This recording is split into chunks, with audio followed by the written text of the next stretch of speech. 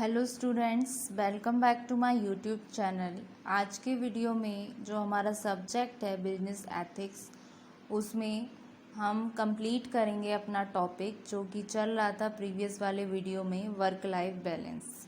आज के वीडियो में हम वर्क लाइफ बैलेंस से रिलेटेड उसके डिसएडवांटेजेस और उन गाइडलाइंस को समझेंगे जो हेल्प आउट करती हैं, इम्प्रूव करती हैं आपकी वर्क लाइफ बैलेंस का। तो प्रीवियस वाले वीडियो में हम एंटायर कंसेप्ट समझ चुके हैं वर्क लाइफ बैलेंस का। अब इसके डिसएडवांटेजेस देखते हैं वर्क लाइफ बैलेंस के, जो कि इस तरीके से हैं। फर्स्ट आता है, by the work life balance improvement in organisation performance will take time to become apparent. यानी कि वर्क लाइफ बैलेंस के द्वारा जो इम्प्रूवमेंट होती है आपकी ऑर्गेनाइजेशन परफॉर्मेंस में, वो एक तरीके से टेक टाइम लेती है बिकम होने में, एक क्लियर और डायरेक्ट। ठीक है। फिर नेक्स्ट, इन डाउन साइज ऑर्गेनाइजेशन, जितनी भी आपकी डाउन साइज ऑर्गेनाइजेशन जो होती हैं, जिनमें फ्लेक्सिबल वर्किंग अरेंजमेंट्स जो हैं वो रिजल्ट करते हैं, सब employees take in on more in order for others to do less. ठीक है। फिर नेक्स्ट आता है, if not introduce equitably some employee may resent others. मतलब कुछ एम्प्लॉयज़ जो होते हैं जिनको इंट्रोड्यूस नहीं किया जाता इक्वली, तो उसमें कुछ एम्प्लॉयज़ रिसेंट करते हैं दूसरों को। तो ये कुछ डिसएडवांटेजेस हैं। मतलब कुछ work life balance improvement organisation performance जो है एक तरीके से डिस्टिंक्ट, क्लियर और डायरेक्ट हो जाती हैं। और वंस पॉलिसीज इन इंट्रोड्यूस, जब एक बार पॉलिसी इंट्रोड्यूस्ड हो गई तो it may be difficult to change them, तो उसको बदलना थोड़ा मुश्किल हो जाता है। Even if they company runs into difficulties, अगर उनकी कंपनी डिफ़िकल्टीज़ में भी चल रही है तो ये कुछ डिसएडवांटेजेस होती हैं वर्क लाइफ बैलेंस की। इस 4 ही हैं आपकी। फिर उससे रिलेटेड गाइडलाइंस आती हैं जो इम्प्रूव करती हैं आपकी वर्क लाइफ बैलेंस को। फर्स्ट आता है आपका आइडेंटिफाई करना एम्प्लॉयज़ की नीड्स को, फर्स्ट पॉइंट। तो इसमें हम डिस्कस करते हैं, फर्स्ट एस्टैब्लिश करते हैं किस तरीके का वर्क लाइफ होम कॉन्फ्लिक्ट्स होता है एम्प्लॉयज़ जो एक्सपीरियंस कर रहे हैं। एम्प्लॉयर्स को असेस करना चाहिए अपने होम सिचुएशन को, जिसमें आपके आ गए प्रपोर्शन ऑफ एम्प्लॉयज़, अपने चिल्ड्रंस के साथ उनका बिहेवियर, और जो बड़े बूढ़े हैं या उनसे बड़े हैं कैसे वो डिपेंडेंट हैं, और कॉन्सिक्वेंसेस उनके होम कमिटमेंट की, जैसे कि हो गई amount of overtime work या number of days of missed work. तो इस तरीके से एग्जिट इंटरव्यू होने चाहिए फाइंड आउट करने के लिए अगर बैलेंस इश्यूज आ रहे हैं। मतलब आइडेंटिफाई करना चाहिए एम्प्लॉयज़ की नीड्स को कि उन्हें दिक्कत कहाँ हो रही है, कहाँ उनको परेशानियां हैं जिसकी वजह से वर्क लाइफ बैलेंस होने में उन्हें दिक्कतें हो रही हैं। क्योंकि एम्प्लॉय क्या है, ह्यूमन रिसोर्स कंपनी का लाइव असेट होता है। फैक्टर्स ऑफ प्रोडक्शन में से एक फैक्टर होता है। फैक्टर ऑफ प्रोडक्शन क्या होते हैं, आपने इकोनॉमिक्स में भी पढ़ा होगा, लैंड, लेबर, कैपिटल, एंटरप्रेन्योर। तो लैंड, लेबर, और तो जो हमारा जो एम्प्लॉय है वो क्या हुआ, लेबर, यानी कि जो हमारा ह्यूमन रिसोर्स होता है, पर्सोनल होता है। तो ये कंपनी के लिए लाइव असेट्स होते हैं। तो इस बिहाफ पर हमें आइडेंटिफाई करना चाहिए एम्प्लॉयज़ की नीड्स का। जो एम्प्लॉयज़ जो हैं एक बैलेंस बना के चलते हैं, कंट्रीब्यूट करते हैं, अपना पूरा एफर्ट्स लगाते हैं। तो इस तरीके से हमें एक कोई इंटरव्यू कंडक्ट करना चाहिए, सर्वेस करना चाहिए, जिसमें इन्वॉल्व होंगे एम्प्लॉयज़ और वो हेल्प करेंगे, ओवरकम करेंगे जो भी रेजिस्टेंस टू चेंज है।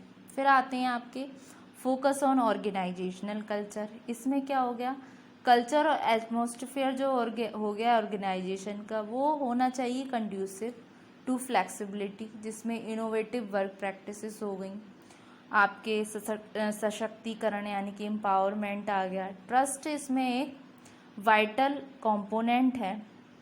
Not only when manager have to ensure that flexible benefits will not be abused. कुछ एम्प्लॉयज़ जो होते हैं वो एक तरीके से मेड टू फील होते हैं, एक तरीके से डिसलॉयल होते हैं, पुअर परफॉर्मर होते हैं, जो कि किसी तरीके से फ़ायदा उठा लेते हैं अपने काम का, और मतलब कंपनी में आके, कुछ ऑर्गेनाइजेशन में आके सिचुएशन को कुछ ओवरवेलम कर देते हैं। तो इस तरीके से उनको शिफ्ट करना चाहिए, उनकी परफॉर्मेंस को, उनका रिजल्ट का पता होना चाहिए। एक ट्रेडिशनल हायरार्की जो होती है कमांड एंड कंट्रोल अप्रोच की, वो सुइटेड होती है किसी इफेक्टिव इम्प्लीमेंटेशन में नेसेसरी न्यू मेजर्स की, किसी फ्लैटर ऑर्गेनाइजेशन में। तो इस कंडीशन में फोकस करना चाहिए ऑर्गेनाइजेशनल के कल्चर का।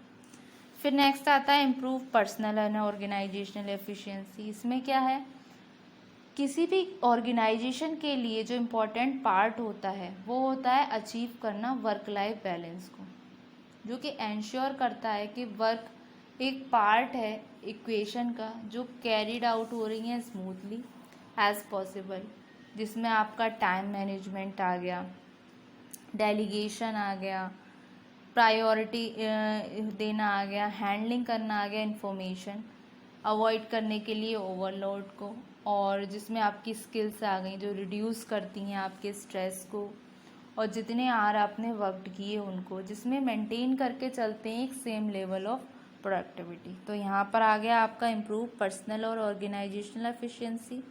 फिर आता है सेटअप वर्क लाइफ पॉलिसीज़। इसमें आ गया कोई भी वन अप्रोच जो क्रिएट करती है बैलेंस को, जैसे फ्लेक्सिबल सेट ऑफ पॉलिसीज़ को सेटअप होना चाहिए कवर करने के लिए बहुत सारे एस्पेक्ट्स, और आपके जो भी डिफरेंट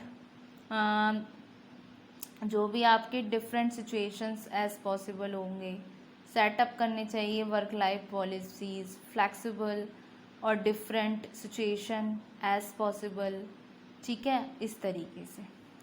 और एम्प्लॉयज़ के आइडियाज़ को ध्यान में रखना चाहिए, एक सेटअप करना चाहिए वर्क लाइफ पॉलिसीज़ को। फिर आता है आपका next inform and train managers. जो अचीवमेंट होता है बैलेंस डिपेंड्स सिर्फ पॉलिसीज़ को चुनने का नहीं होता है, लेकिन उनका इम्प्लीमेंटेशन ही करना होता है।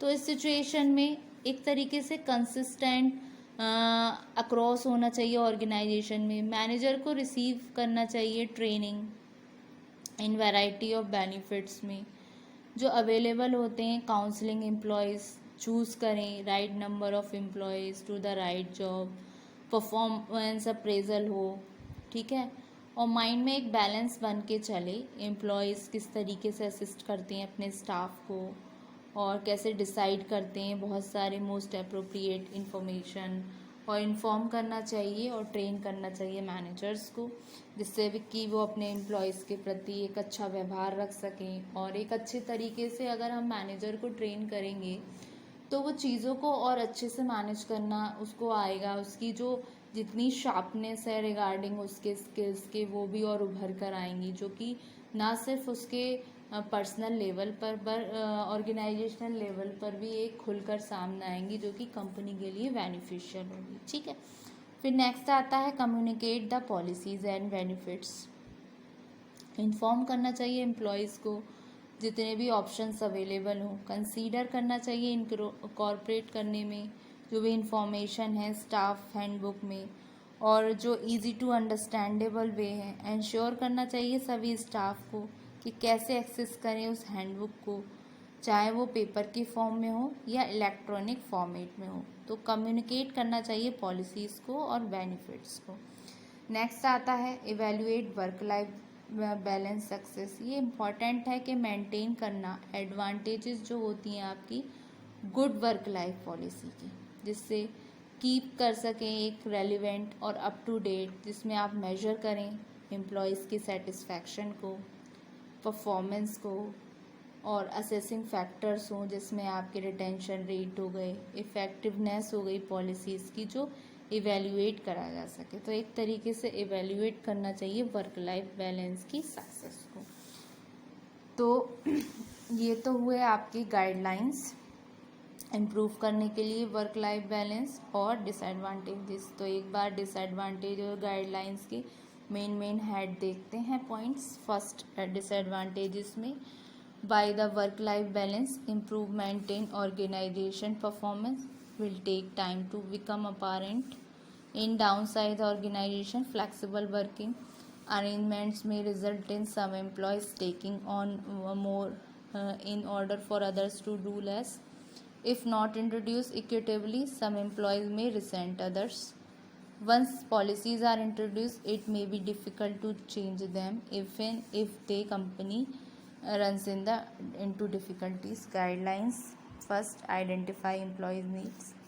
Second, focus on organisational culture. Third है आपका improve personal and organisational efficiency. Fourth है आपका set up work life policies. Fifth है आपका इन्फॉर्म एंड ट्रेन मैनेजर्स. और सिक्स है आपका communicate the policies and benefits. And last है आपका evaluate work life balance success. तो स्टूडेंट, होप सो आपको आज वाले लेक्चर में ये टॉपिक पूरा समझ आ गया होगा. पूरा कंप्लीट हो चुका है आपका वर्क लाइफ बैलेंस. अब जो हमारा नेक्स्ट वाला वीडियो आएगा उसमें हम फर्दर एक टॉपिक पर और चर्चा करेंगे. ठीक है, उसके बाद आपकी ये यूनिट भी कंप्लीट हो जाएगी. ठीक है, तो स्टूडेंट, होप सो आपको ये वाला लेक्चर काफ़ी अच्छे से समझ आया. और एक टॉपिक के बाद फिर आपकी ये सेकंड यूनिट भी कवर हो जाएगी. फिर हम डिस्कस करेंगे अपनी यूनिट थर्ड पे. तो आप इनके नोट्स बना लीजिएगा. नोट्स मैं आपको बोलकर भी लिखवा रही हूँ, इलस्ट्रेट करवा रही हूँ, इलस्ट्रेट. तो होप सो आपको नोट्स में कोई दिक्कत वाली चीज़ नहीं होगी. आप इनको पढ़िए, समझ आ जाएगा. ऐसे ही लॉ में भी आपकी सेकंड यूनिट चल रही है, इसमें आपकी सेकंड यूनिट हो जाएगी जब एक टॉपिक और हो जाएगा. तो फिर हम पढ़ेंगे यूनिट थर्ड पर.